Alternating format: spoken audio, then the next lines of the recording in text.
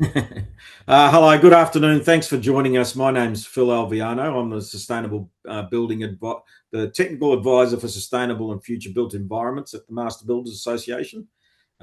This afternoon, before we commence, I just want to respectfully acknowledge the Wurundjeri Woiwurrung and the Bunurong Boonwurrung peoples of the Kulin Nation as the traditional custodians of the lands on which I sit today, and we're telecasting from.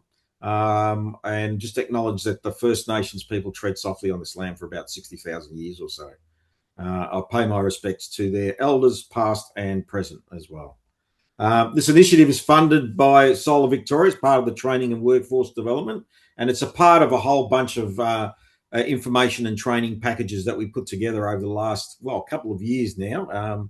So for those of you who haven't seen them, there are a whole bunch of videos on the Master Builders Victoria YouTube channel. So if you go to that channel at some stage, you'll get a really good video with Sean and I doing air blower testing on a house and walking through the house and talking about the bits and pieces there. And also we ran a session with Jeremy Spencer, and we had a walk through one of the houses he built, which looked at energy efficiency, all electric homes, those sorts of things as well. Those videos are on the Master Builders Victoria YouTube channel, as I said, as well. So without further ado, I'm going to introduce Sean Maxwell. Sean and I have been talking and working together for a couple of years now. Sean's the Australia and New Zealand scheme manager for ATMA, the Air Tightness Testing and Measurement Association. I always forget what the M leads to, where he leads efforts to improve building air tightness and testing standards.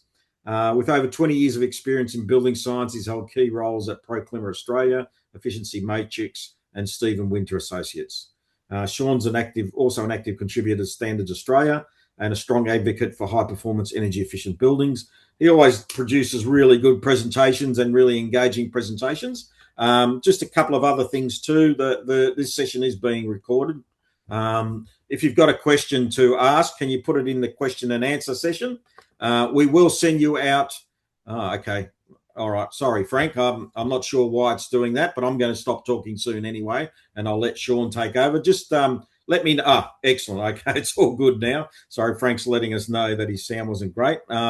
If there's a problem, just stick it, or if you've got a question, please stick it in the question and answer session. We will send you out a copy of the presentation after this session. And like I said, we're recording the webinar. We'll put it up on our YouTube channel as well for you to follow up if you want to go back and link into some of Sean's pearls of wisdom here. So without any further delay, I'm going to hand you over to Sean. And so thanks very much, Sean. All right, Phil, it's great to first time I saw you, met you was, I don't know, back in 2016, I think. Long time, 10 years. So it's been good to work with you over those years. And someday you'll learn the acronym for what ATMA means, ATTMA. All right, here, let me share my screen and we'll kick it off. So it would be great if I got the Q&A box open. So if you have a question, please pop it in the chat and let's have a discussion, because it's no fun for me talking to myself. So all right, that's a blower door there. This is what this whole thing's about, air tightness. If you raise your digital hand if you haven't seen a blower door. All right, great. So I'm sure you all have. That's it's a blower in the door, blower door. And it's been done millions of times around the world, so it's pretty well understood. It's a pretty simple thing. So what we're going to try to do is use air tightness to our advantage for getting, well, the nearest way to do this is to get credit on your NatHERS assessment for air tightness. That's coming. It's not yet available, but it's like this is a trailer for what the exciting features that will be available to you in the near future, which is you'll be able to get some credit for air tightness from NatHERS, and we're working tirelessly to get them to hurry up and enable you to take advantage of this, because I think it's a super cost-effective way to get energy savings. So we're going to go over some of the main ways to get those gains in energy and building durability by reducing your air leakage. So let's get on with it. Okay, so baby steps. This is where we're starting. We've got right now the new Netters certificates are gonna say just right now you put into the Netters model, the assessor puts in the model all the things that you're supposed to that are gonna leak in this building. That's a pretend building. It's not a real one yet. Um, it's just a model to say my model compared with this model built to building code does well enough that it meets a 7-star requirement. So that's compliant. So, but when you do that assessment, you put things into the Natters model. Your assessor puts things in like it has this many downlights, it has this many windows, it has this many wall vents and things like that.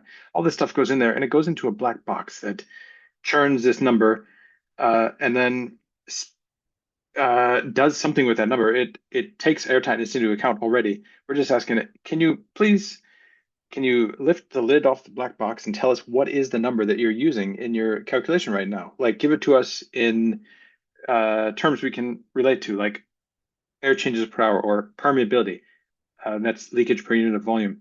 And once you know that, then you can actually start saying, well, is my model like wildly off? What is it? Is it making a good estimate of what the house will be? And it allows you to check this. So the new certificates are going to have right on the center of the first page, and they're due any day now. So some software packages have been reaccredited to display air permeability. This is the leakage per unit of surface area of the building, and it's going to put it right on the first page. So you can say, wow, this model assumed that we had a permeability of 10, which complies with code. But look, we got this is a certificate on the right. It says we got a permeability of 3.6. So we did way better than we're getting credit for in the engine model. Like we're not getting any benefit from that. I know that I can do better. And look, it wasn't that expensive for me to get down to 3. I bet I could get down to 2 if you let me, if it was worth it for me. And so what this is going to do, it's going to make it at least clear that this opportunity exists. It's also going to potentially give buyers or residents some information about, yeah, this doesn't feel like a 7-star home. It is awfully drafty in here. So it will say, well, in the model, it assumed you had a permeability of 6, but in reality, it's more like a permeability of 12.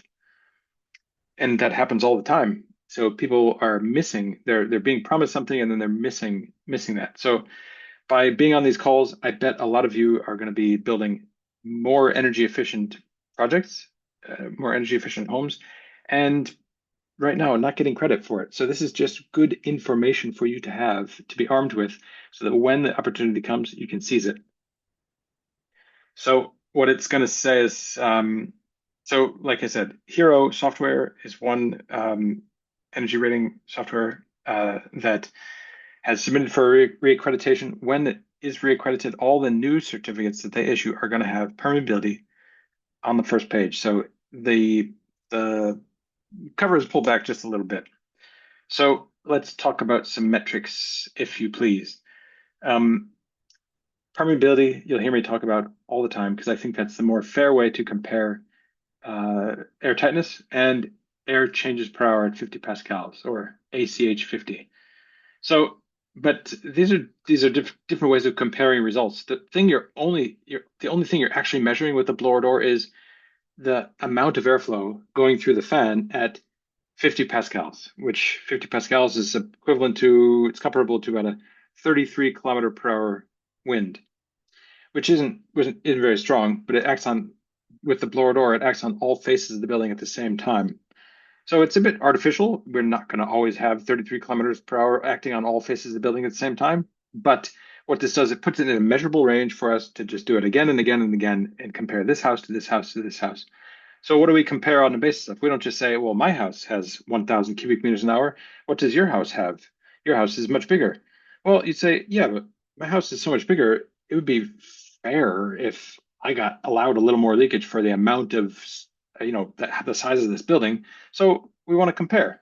We could compare by how big the building is in terms of surface area, and surfaces are the things that do the leaking. Or we could compare on a basis So if we compare on the basis of surface area, we use the metric permeability, which is leakage, the blower door leakage per every square meter of surface area. So for a big house or a small house, a long house, a short house, this is a pretty fair metric to use. But I'd say it's a bit abstract compared to volume because we live in three dimensions. We're not Super Mario. We don't live on a computer screen. So we everyone can sort of relate to if I said, imagine we took all the air in this house and flushed it 5 times in an hour. That's 5 air changes per hour. And everyone gets that. It's easy to explain, it's easy to comprehend.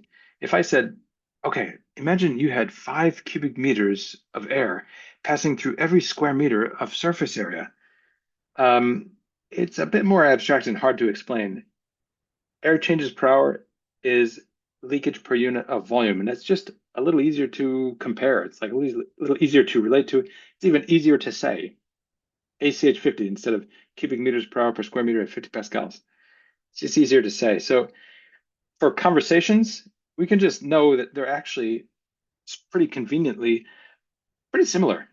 For a single story house, it tends to be sort of longer and more flat. And so a single story house tends to have more surface area, whereas a double story house tends to have more volume. So on average, though, they're pretty darn comparable nationwide. So 5 air changes per hour is about 5 cubic meters per hour per square meter. So um, again, if you guys have if you're just bored and want to type something in because you just want to send me a obscene emoticon, go ahead, because I want to make sure you're getting something out of this. What we're going to talk about with this, put some data behind this, is a study we did for CSIRO where members of ATMA, the Air Tightness Testing and Measurement Association, went around Australia and tested lots of new build houses to see how they were doing, what's typical for new construction. And this was done in 2024, or published in 2024. So we get a good snapshot of what it looks like across several states in Australia. And this was meant to really be an update on what it was like in this study was published in 2015 by CSIRO. And the graph on the bottom is a histogram. It shows how common it was for a result to be within these bands. So the most common result was between 8 and 9 cubic meters per hour per square meter, or air changes per hour. Again, I said they're pretty comparable. So, but some of them were really bad. On the far right of the chart, you see 38, 39 air changes per hour. So really, really bad. That's a drafty house. And some were really tight. If they didn't have ventilation, you'd say, ooh, that's actually a bit risky if you don't uh, start ventilating that with some mechanical ventilation. So really huge range between 1 and 39. All right, so big. Now, when we did this study that we published in 2024, you can see that the graph looks much more like a histogram and like a standard bell curve, at least more like it. And we found the worst one was 17 something cubic meters per hour per square meter. So less than half of what it used to be. And the median was closer to 8, and the average was closer to 8. So the houses got way tighter on average. What happened? Why was it that everyone became a green builder um, and just paid super duper attention to air tightness? No, actually. What were they doing that made it so much tighter? So Ian says it's a shame we don't use a similar building code as they do in North America, specifically Canada. They use higher insulation thicknesses and a vapor barrier. As an electrician that lived and worked in Canada, I have seen it work. Tell you what, I'm from New York, where it gets cold, not as cold as Canada, but yes, it does get very cold. And yes, I grew up using uh, polyethylene vapor barrier on the interior side of that house. They have things for very cold climates. Um, it might make sense to use smart vapor retarder rather than a vapor barrier like polyethylene, just because it's a bit more forgiving for the weather. we can talk about moisture smart building if you want to. When I was growing up, first houses I was testing was in 2004, and back then, yeah, everyone was using plastic on the inside of their walls. So we learned some lessons from that. Anyway, yes, totally agree, man. So I am always comparing to how the codes are in America and in New York. Now you have to get less than 3 air changes per hour, or you don't get your certificate of occupancy. It's that simple. So, and there are many, many US states. I'd say probably, you might say politics in America is a little complicated. Um, but the most a lot of the states with a lot of people have blower door testing as a code requirement. So um, lots of states, I'd say probably a majority of the people live in states where blower door testing is required. So it's becoming more and more common with every passing year. So how though do the Australian houses get 50% tighter? Well, I think it's just some general things like in general, we're using more universally using building wraps.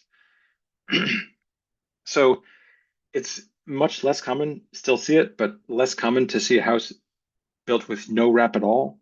I did just see one the other day, no wrap, and they're putting the bricks up, and that's it.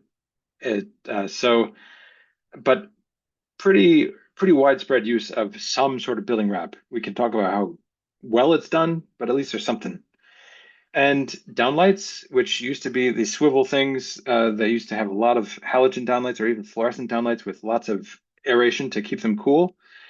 Um, those are being replaced with close-fitting LEDs, and they just don't leak that much anymore. We've tested them with the blower door, and they do leak a little bit, but not much. And the ones now, you can put insulation right over top of them. So these are not the thermal nightmare that they used to be, the downlights. Windows and doors, it's much more common to see. It's much less common to see single glazed windows now. It's more common to see double glazed, and what that does is it's not that the glazing does anything for airtightness. The glass was always airtight. It's that the frames to carry these heavier windows now with 2 panes of glass, the frames are heavier duty, and so they fit together more readily, and they slide past each other and can hold a good seal. So the windows don't leak as much as they used to. There's still you definitely find some leaky buildings, or leaky windows, but not as bad as it used to be, even 10 years ago. Doors now have usually come with some sort of, or get installed some sort of weather seal. So they're just generally getting better. So that's positive, and it shows we can change. So this is what the data looks like now, sort of crowded towards 8 air changes per hour, 8 cubic meters per hour per square meter. And for comparison, the NCC says you should do less than 10 to demonstrate that you comply with the blower door, with the airtightness requirements of the building code if you use a blower door. So 10 or less would be considered good enough. You can see several of them were not good enough according to the code. So you'd say, here we got a compliance problem. I mean, they're not doing not doing what's being asked by the code. So above 10 would be considered not good enough. Of course, testing isn't mandatory. So if we were to say 10 or over, that would affect really only 13% of the houses that are being built, according to this study. So is it worth imposing on 100% of builders a cost of moderate levels of airtightness? Like to get from these levels of airtightness here, 17 down to 10, it's just a short list of big no-nos not to do. So if you don't do the no-nos, it's super cheap to get below 10. And probably if any of you guys answer, tell me in the questions or comments whether you have done a blower door test before. I'm just curious how many here have done it. Because here's the when you make a proposal for change for the code, you have to say, look, here's this benefit we're going to get nationwide. It's going to be a national discussion here. Nationwide, we're going to see a benefit from bringing houses from 17 down to 10, and that is going to represent some energy savings. So that's the benefit that you're going to get. getting those 13% of those over 10 down below 10. So that's the energy savings you're going to get. That's going to have to offset the cost on 87% of the builders that were already doing that. So it's not that balance there of above and below 10 being that inflection point where it becomes cost effective from a regulation point of view. It's not exactly there yet. It's not there. I mean, luckily, we're not doing that badly. So to get this, make this into a deemed to satisfy thing where everybody has to do it, it's a bit of a lift. So you might look at it in a different way. You say, what if you put the level at 7, which again, I said the median was right around 7 or 8. So if you said everybody now has to get below 7, then all of a sudden you say, now we're looking at energy savings from half the population that could offset the cost to 100% of the population. So the benefit now, that's major energy savings we're talking about, especially when we see how easy it is to make these changes. This is a much more attractive cost benefit analysis. So you got to find the sweet spot for where does it make sense to impose some extra regulation on people, because we don't want to put, this has to make dollars and cents. Like we're going to ask people to build more tight. We're going to ask people for the cost of a blower door test. That's got to be worth it to the end consumer, worth it to the country to make this this change. So that's the sort of thinking you have to think about it like an economist. So all right. However, in the meantime, until who knows when it's going to happen, where we have blower door testing as mandatory across the entire country, maybe never. But in the meantime, what you can do is maybe there's a voluntary path, not deemed to satisfy, but what if you just get an incentive for doing better? So there, would the ABCB object to this? Well, they always say that they don't want to take the position of a regulator. Look, we just write the rules, okay? It's up to the states to enforce the rules. So that's always what we get from ABCB.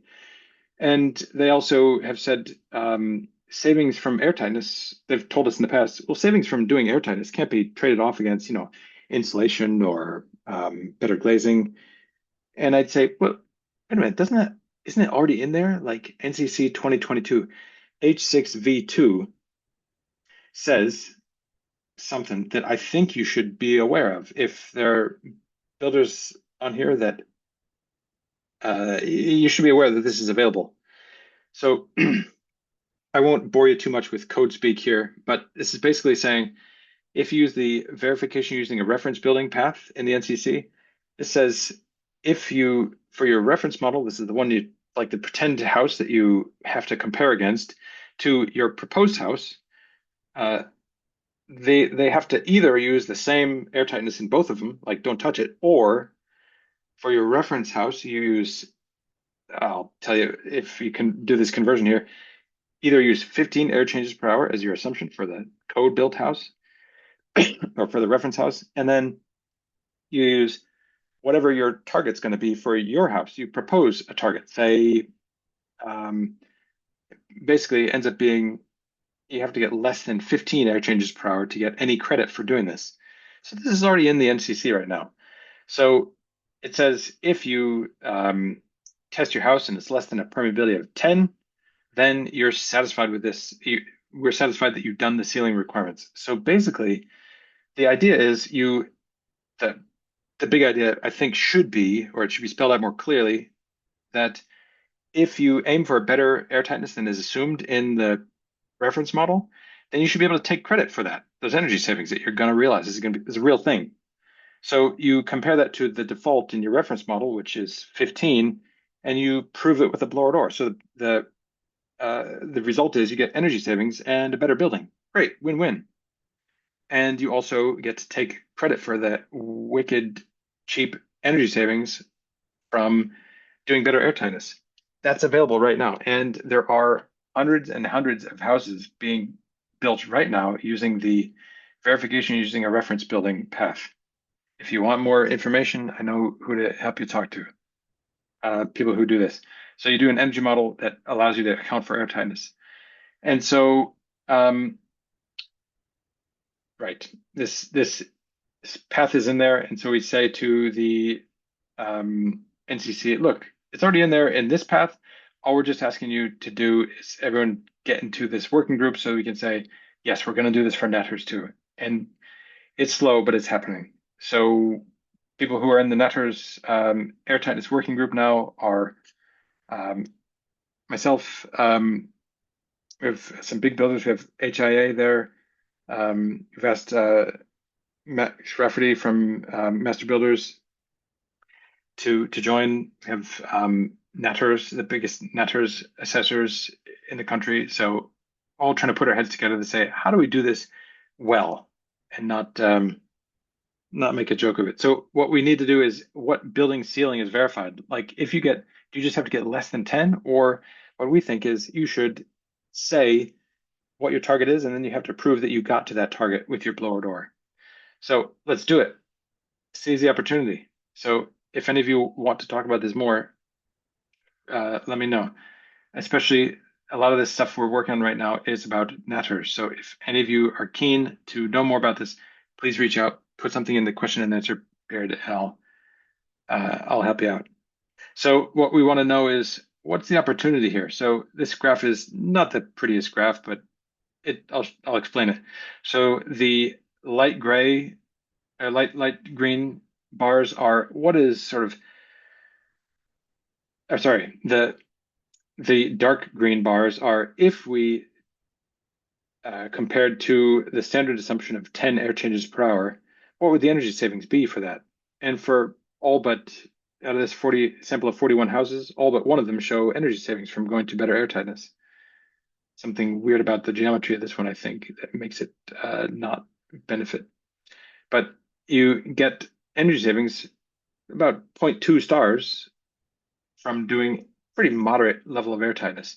If you do better than that, or if you do passive house level, you get crazy savings from energy from airtightness, like almost 1 full star from getting to passive house levels of airtightness. So if any of you are building very well, you can get a massive boost on your netters rating by taking advantage of the airtightness that's in the software. I've said again, I shake my head when I see this. What is the existing way of accounting for airtightness? You have to say, does this thing account for airtightness? Like then this downlight in the bedroom, does that have air leakage? Yes, it does. Okay, we'll count that. And so you write down every air leak that you will have. How you're supposed to know how many air leaks are going to be in a real building before you build a building, I have no idea, but that's the way this goes. So you define all the things that are going to go to, and it goes into this beautiful calculation that runs the how much air leakage is going through the building for every hour out of 8,760 hours of the year. So that's lots and lots of air sealing calculations. The rest of the world dropped this silliness many years ago, but that's what we got in netters right now. So it's there, and what it's going to allow you to do is nominate an air tightness target and then prove it with the blower door, and it's going to be a lot simpler than the existing leakage path mode. So some of this, the leakage path mode in netters is a bit silly because if you think you know what's going to leak with air tightness with the discrete leakage path mode, I'd say, actually, is a lot of the things that are in the netters model about downlights and wall vents and things like that, a lot of them aren't even allowed anymore. So it's outdated. One of the things, as part of the study we did for CSI, where we actually directly measured leakage from distinct things, like, so the ones that are pointing down here are things that are already in netters. So windows leak a bit, bath fans leak a bit. So yes, it's true, they do leak a bit, but compared to the things that really leak, those are tiny. So the stuff that all these things with the asterisks, the little stars, are stuff that's in netters, but most of them are just not accounted for. So there's huge air leaks that are not accounted for. So let's go over some of the big ones and how to nab them, how to get massive energy savings from this. Ductwork, building cavities, kitchen cabinets, bath fans, door seals. Let's jump in. So we measured duct leakage directly, either through a subtraction method where we taped and then untaped, or through directly measuring them with a flow hood, or doing this thing on the left. Is I learned this my first week on the job. Uh, it's called a duct blaster test, where you seal the ducts and then pressurize them with a fan and measure how much air leakage is coming out to measure 25 pascals in the ductwork. It's pretty straightforward way of doing it, and it's building code in Massachusetts and New York, where I'm from. So you got to make sure the ductwork doesn't leak. So, and how does it leak in Australian homes? It's, well, the picture on the right shows you. Well, this one is the register boot is it's not even connected to the interior finish. You remove the register, and it's not even remotely connected. It's like hopefully draped in the general area of the register. So if you're confident that the air is going to come out of that black box and into the room, you might be thinking twice. It might just go in the floor or the ceiling. So this is embarrassing that this is not completely sealed. So the ductwork was massive source of leakage on many houses. One single leak here. So here's a blower door going. There's a permeability of 8.7. And this is Greg O'Byrne up in, he's saying, yeah, Sean Maxwell, he's the best blower door tester I ever saw. Here, watch this, Sean. Yep. I puts that over there. That's a return in the wall. And it went from 8.7 down to 5.3. So a reduction of 3.4 cubic meters per hour per square meter just coming from that one outlet right there. What is going on? What is that?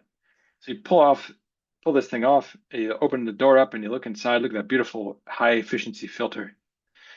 And this is what you see when you look up there. Like, oh my God, you can crawl into the wall and actually crawl. If you wanted to scare your little sister, you could crawl into the wall behind here and like knock on the wall while she's looking at herself in the mirror. It's creepy how hollow these things are. This is supposed to be the return air path for the house AC. It's nuts. It's sucking air. This is the return, so it's under negative pressure. It's sucking air from the bathroom wall, from the floor between. It's sucking air from the ceiling over the garage. This is not efficient HVAC, guys. You know this. But so this is right. This house was like 2,000 cubic meters per hour coming from the duct system, like obscene levels of leakage. This is not good. This one's not as bad. You open it up, and we had a bet going to say, can we draw a correlation between the number of crickets that we see in the wall and how leaky it is? Let's see. And oh, this one is actually not too bad. I mean, you can see they've used plasterboard around all four sides of it, and there's actually a connection at the top where the duct more or less connects to that hole they cut out in there. That's a lot better than most of the others we've seen. So it's not perfect, but it's better. This one was not as bad. Still, it wouldn't be anywhere near passing building code in North America. And then here, category number 2 about, again, using building cavities as ductwork, just about the dumbest idea you can do. So this one is a unit that goes into they don't even sell them like this in North America, where you can have they only sell them with ductwork, because this duct here, this is a supply duct. It doesn't actually connect to this AC, and often the return is in here. So what is this one is this return here? There's a short boot on the left here, which connects to the wall finish here. But if you lift this open, this is what you see inside. So it sucks. It's supposed to suck air from here, from underneath in the bedroom, but it ends up sucking air just as readily from the hottest space in the entire house, which is the roof. This is the roof insulation. It's sucking air from the roof in the middle of summer. It's like gonna make your air handler, your AC work extra hard, use so much energy, and you're just not gonna be as comfortable. So this is just I hope I make some converts out of you. Look, I've already lost one audience member, so I better speed it up. cavity sliding doors, there's so much leakage out of this one on the left that during the blower door test, it's pushing it right out of its socket. So turn the blower door on, and then there's so much air screaming out of this hole there, it's shoving the door out of the way to try to get out. So we measured this directly. This one, it's very easy to, before the lining goes on, obviously, to treat this with, you can use some cheap foam gaskets or some building wrap to wrap the cavity slider assembly before the finishes go on, and it just doesn't leak anymore. It's actually really easy to do. Kitchen cabinets. Here we've got this. If I stand in front of this, if I had long hair, my hair would be blowing in the wind. Make for a nice photo shoot here if I was Fabio, because during the depressurization, we're sucking air and it's coming from the roof space up here. So it gets sucked down into here through the cabinets and through my glistening hair. And so why is the range hood and the oven itself leaking so much? There's no problem with the appliances. It's that behind this, if you pull this out to replace the oven, you would see that the plasterboard doesn't actually go all the way to the floor, or there's major service penetrations for power or gas that aren't sealed. And so that doesn't take much to seal those with tape, caulk, extra plasterboard, joint compound, whatever you want to plug up these giant holes that are back there. They're going to be seen almost never. So they don't have to look pretty, but they're easy to seal. So here's a major gain for you. So again, missing plasterboard behind the cabinets before the cabinets go in. So this one over the center here, if you look up, you can basically see into the floor above here. This is so during the blower door test, I shoved some of these plastic bags up there and they get sucked down because you can basically crawl up into the floor above here because there's a hole behind this. Why? I don't know. But to make this not a problem, all you have to do is put plasterboard over this before you put the skirting on, before this bulkhead goes in beneath the ceiling, and then put the bulkhead in. So you put the plasterboard first, and then you screw this in, or you fix the framing for this after that. It becomes, no one ever sees it, and yet it's done and super, super cheap. It's just a bit of forethought. Same thing with bathroom cabinets. Again, this one, there's air screaming out of underneath this. It's because there's no seal behind the cabinets before the cabinets were put in. Super easy to just use a little extra plasterboard. This one, in this apartment, these were bathroom pods. These were craned into place and then shoved in there, and they just shoved them in without making sure that there was a proper fire separation or plasterboard behind these pods before they put them in. They think, oh, no one will ever see that, so that's fine. Well, here's the toilet drain here, and I can stick my hand in here and touch the insulation in the neighbor's apartment. So this doesn't meet fire code. In fact, this apartment, one reason they wanted a blower door test was every time they turned on their bath fan, they could smell whatever the neighbor was cooking because their apartment leaks and this apartment leaks, and so it sucks air from that apartment into this apartment when they turn their own fan on. So that's where most of the makeup air for the exhaust is coming from the neighbor's toilet. Beautiful, hey? This, again, you can fix this with, oops, I'm going too fast here. I don't know what's going on. You can fix this with a little bit of plasterboard. I don't know, in Victoria, I don't see this much, but I see it all the time in New South Wales. Number one dumb idea, which is a vent over the fridge. They cut these slots into the above the fridge, thinking that this is going to help the energy efficiency of the refrigerator because you increase airflow behind the fridge.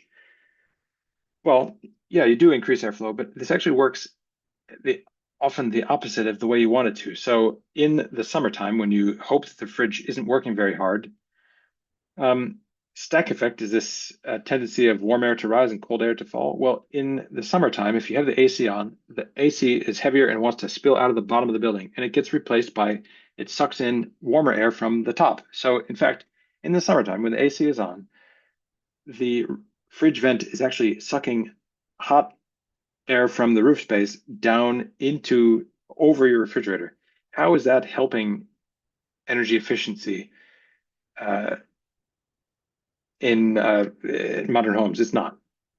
So don't do this. It actually is going to save you money not to do this because then you don't have to cut the hole.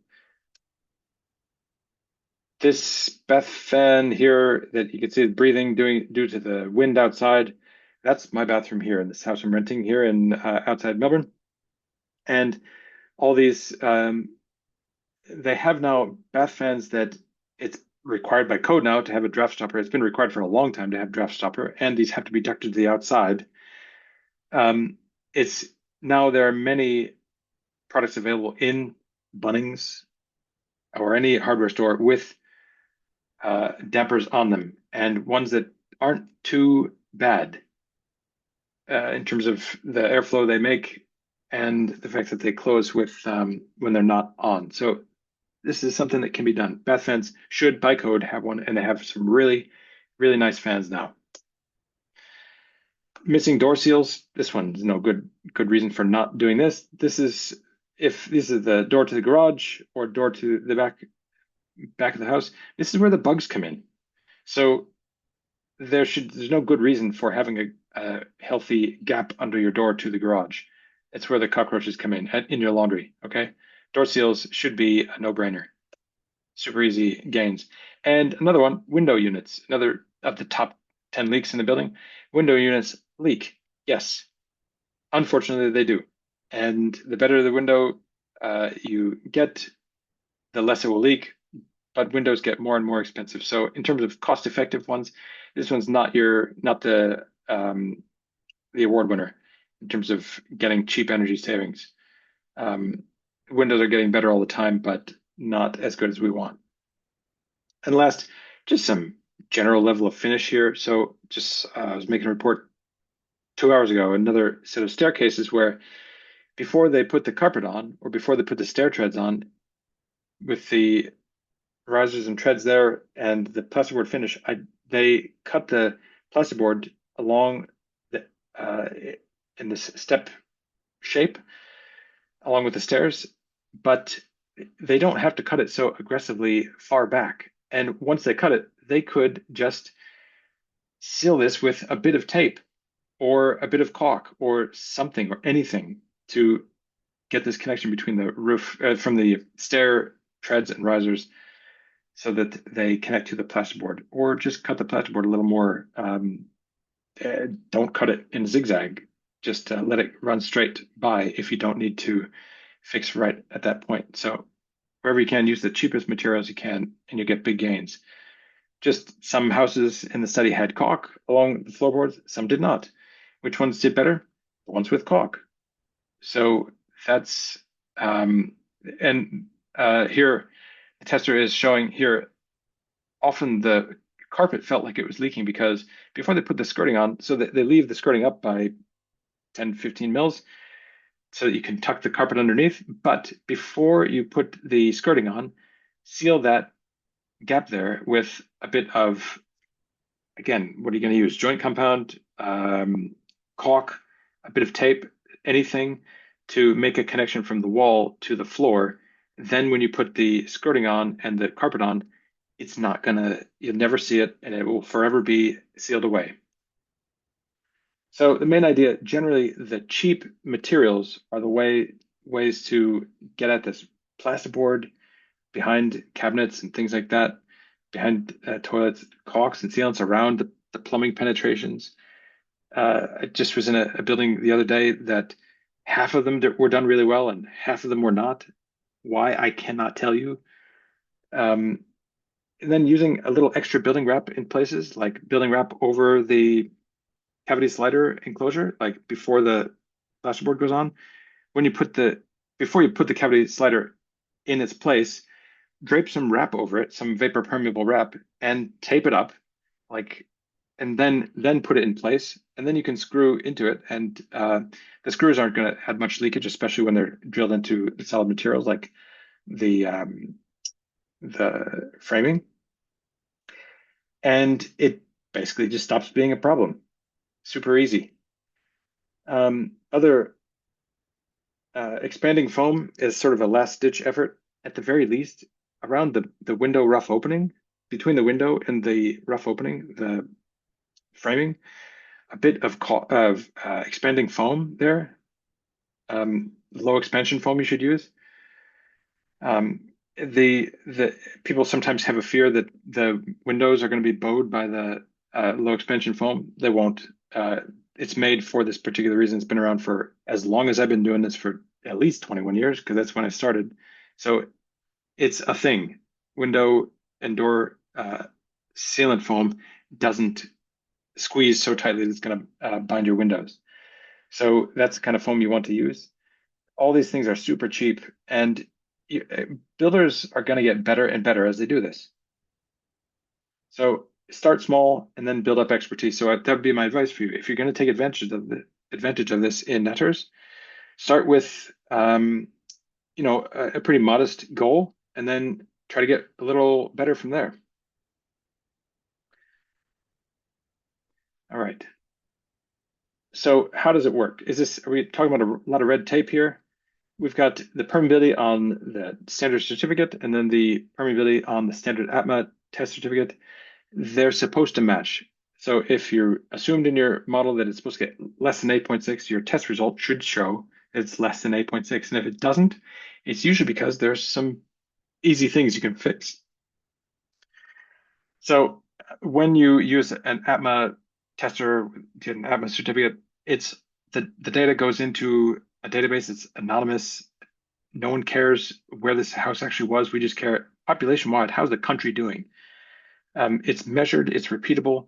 Can be cross-checked by someone else. If you don't trust one tester, you can get another one to check that number. And it's not a difference of opinion. It comes down to calculations about how leaky it is. The other cool thing about doing this is you can get real-time feedback. So with a blower door, with a tester there, you can just leave the fan running and you'll feel the air coming in and you'll find a whole list of things that you can seal. So it's both quantitative in that it very precisely measures the number, and it's qualitative. It helps you find the leaks. So pretty cool tool. So both of these verification using a reference building is already there. It's a little lightly regulated right now. That's VURB, verification using reference building, NCC H6V2, and then Netters is pretty well accepted, pretty widely used, and very soon we'll be able to not only check what the input is, but check whether it actually was achieved. So if there's anyone who wants to work on the Netters technical working group for airtightness, I think there's still room. So there's some questions to ask, like, what if should there be software limits on what you can put into the software? Like, can you be as aggressive as you want? Could we say, look, we're not going to allow you to take credit for anything less than 5 cubic meters per hour per square meter, because that's where the NCC says you need continuous ventilation. So they might say, look, no, we're not going to touch that because that's getting into someone else's problem, the ventilation problem. Or would they say you can do less than 5, but if you set a target of less than 2, and my advice to you is if you achieve less than 2, you probably should be using balanced ventilation, not just a simple continuously running quiet exhaust fan.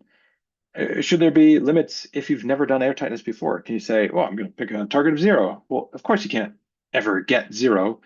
But even if you said you were going to get 1, we'd say, maybe you should try 1 first. Let's make sure you can do this first, and then you can be a little more aggressive.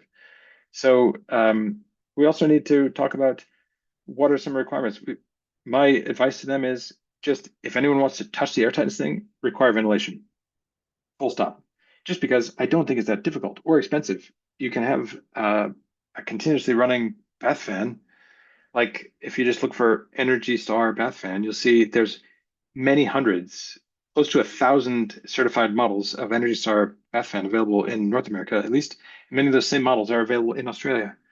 So super quiet, tested to work against high static pressure, rated for continuous use and energy efficient in terms of not just watts, but liters per second delivered per watt consumed.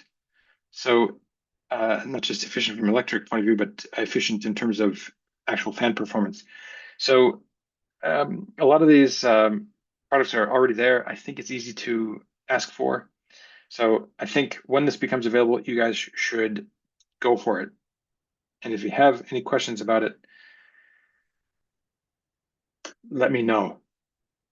All right. So Phil, what do we do now? Do we ask people to feverishly type their questions? Can people go on mute? No, no, they can't because of the setup. They can't I see. All speak, right. or make comment. But if you've got a question, now's your chance to ask one before we finish up. Oh, hang on. Okay. In the meantime, We'll give it a few minutes. Phil, I would ask, so what about this airtightness working group for MBAV? I think I sent a message off, Sean, for Oh, you that, but I did. haven't heard back from them yet. Okay. Yeah, they're Yeah, a bit slow. yeah. But yeah, as you know, people, if you're still here, that's right. You know, Sean was speaking about including this in the NatHERS assessment, or at least a part of it. So not necessarily making it mandatory, but having it as a voluntary part of your assessment. So you can add it if you're building quite well. And I was mentioning to Sean that I went out and visited a building a couple of days ago, where the builder it was built to passive house techniques. Had a ventilation system in it, but it was at 1.6 air changes per hour, and the builder Okay. pretty much hadn't done anything super special doing that. Just using the plasterboard, as Sean spoke about in his presentation. So it is quite possible to get a good result, and get some sort of recognition for that good result. Some sort of reward in your NatHERS assessment. So I think Hmm. that's what this project will start to look at. Cool. So Frank Bellotta says caulking and taping is okay, but does it last for a long time? Are there any specific Hmm. products for sealing gaps and around penetrations, etc.? So there is one outfit that so I work with a guy, John Constant, a couple of he runs has a little retail business called Tight House that they sell all sorts of things related to airtightness and ventilation. So caulks and sealants and tapes and things. Um, and I'll just I hope John's not listening here, but they're not. Some of the tapes aren't the top of the line tapes. There are top of the line tapes on there, but they're good enough for the places that you're going to be putting them. So when I say you're absolutely right, Frank, to ask about is taping okay? Does it last for a long time? You really Hmm. need to be thinking about what kind of joint are we talking about? So some of the ones that I was looking at, like where if I can skip through my slides real quick, trying to hurry up here. This one. Oop. Oh no. Stop. Okay. Um, oh boy, this is I'm sure aggravating for you.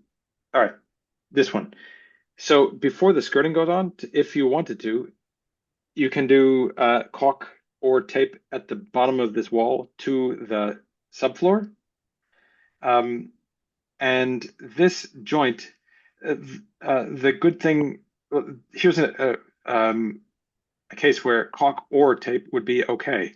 So it doesn't need to be the most glorious tape. It's not going to see massive temperature changes. So that's the thing that makes tapes fail is exposure to UV, exposure to massive temperature change, exposure of the substrate to water, so it stops sticking to the substrate. Like if it's not going to stick, it might stick to something while it's dry, but it might not stick to it while it's wet. So the but this joint is not going to get massively hot or cold or wet. This is inside. It's an interior wall. So this joint here would be one where you could use a pretty modest tape and it would be okay. And caulk would definitely be all right. It ends up being angles that end up being difficult at that bottom. They leave the plasterboard up by 20 mils to lift it into place with their lifters. Is that right? Is that how you guys do it?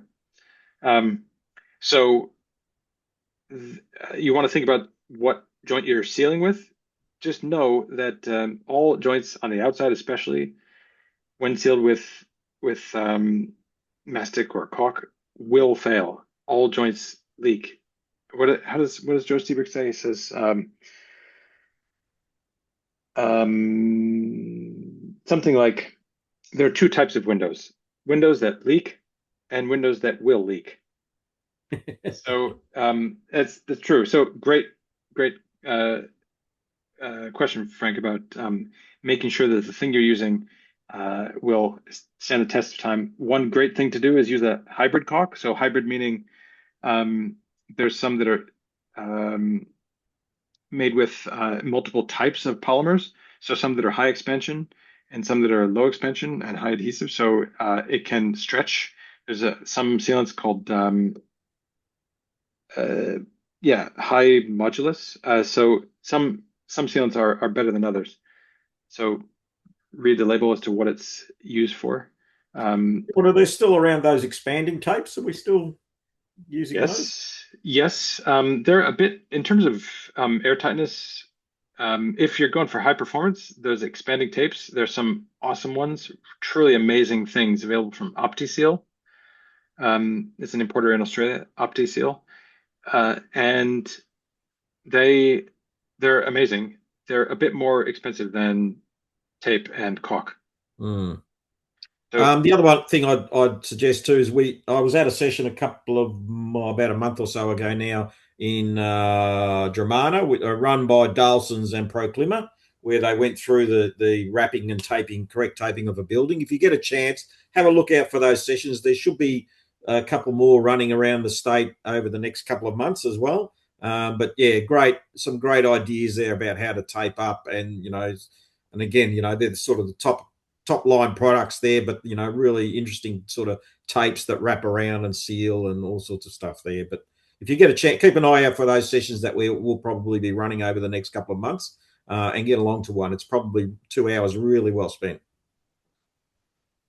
cool. So we're getting close to the end of our time, but Yep. Ian, we do have input to Australian Building Code as industry professionals. Yes, we are. So um, I'm on the BD 58 for Standards Australia. So that's the committee that's reviewing the membrane standard right now and trying to make sure that it's going to serve the country well. That's a membrane AS 4200 is a membrane standard, and I think there's some smart people on it, and so that I'm looking forward to that revision.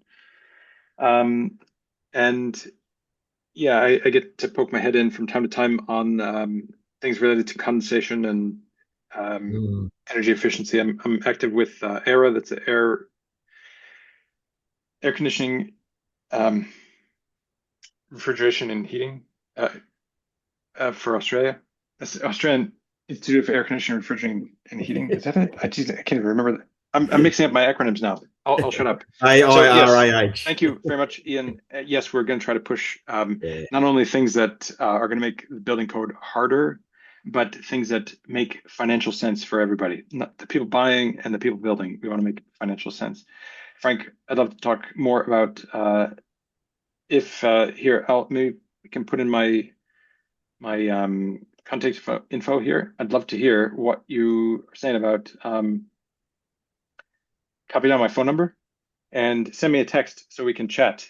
Mm. I want to hear about what your problem is with caulking on the plasterboard and silver tape. So I want to hear it. Tell me the problems because we need to know what they are. So, Sean, how are we going in terms of testers around the place? People that have good access to people who can test, Yeah.